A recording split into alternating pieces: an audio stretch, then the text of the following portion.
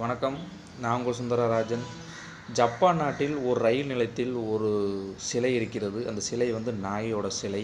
அங்கே நாய் சிலை ஏன் வைத்திருக்கார் என்று அனைத்து குழந்தைகளும் கேட்கும். அதனால் அந்த குழந்தைகளுக்கெல்லாம் ஒரு ஜப்பான் நாட்டு மக்கள் கதை சொல்வார்கள். அந்த கதை உண்மையான கதை. அந்த நாய் ஒரு தெரு நாய். ஒரு நபர் அலுவலகத்திற்கு ரயில்வே ஸ்டேஷன் இறங்குகிறார். அவர் பின்னாடியே அந்த தெரு நாய் செல்கிறது. அவர் வீட்டு வரைக்கும் செல்கிறது. அவர் உள்ளே நுழைந்து விட்டார். அந்த நாய் தெருவில் நின்று கொண்டு வாலாட்டி கொண்டே இருக்கிறது. பிறகு அந்த நாய் ஏக்கத்துன்றதை பார்த்துட்டு இருந்த அந்த நபர் ஒரு ரொட்டி துண்டில் எடுத்து அந்த நாய்க்கு போட்டார். மறுபடியும் நன்றியோடு வாலாட்டி கொண்டு வீட்டின் வெளியே உட்கார்ந்து விட்டது. மறுநாள் விடுகிறது. அப்பொழுது அந்த நாய் அங்கேயே இருந்தது. இவர் புறப்பட்டு வேலைக்காக ரயில்வே ஸ்டேஷனுக்கு செல்கிறார். பின்னாடியே வருகிறது. அவர் அலுவலகத்துக்கு சென்று விடுகிறார். மீண்டும் அலுவலகத்தில் திரும்பி வரும்போது வரைக்கும் அதே இடத்தில் ரயில்வே நிலையத்தில் நின்று கொண்டிருக்கிறது அந்த நாய். அவருடனே கூடவே வீட்டு வரி வருகிறது. மறுபடியும் ரொட்டி துண்டுலாம் போடுகிறார். இப்பொழுது அப்படியே தினமும் செய்து கொண்டே இருக்கிறது. அந்த நாய் நன்றாக பழகிவிட்டது. அவர் வீட்டுக்குள்ளே உட்காருகிறது.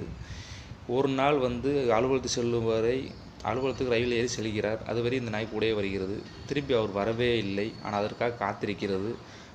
காத்திருந்து அவர் வரவே இல்லை. விடுகிறது.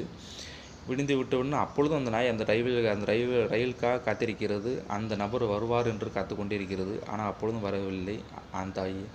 அவர் இப்போ ஒரு நாள் 2 நாளில் பல நாள் பார்த்து கொண்டிருக்கிறது. அந்த நபர் வரவே இல்லை. பசியால் வாடுகிறது.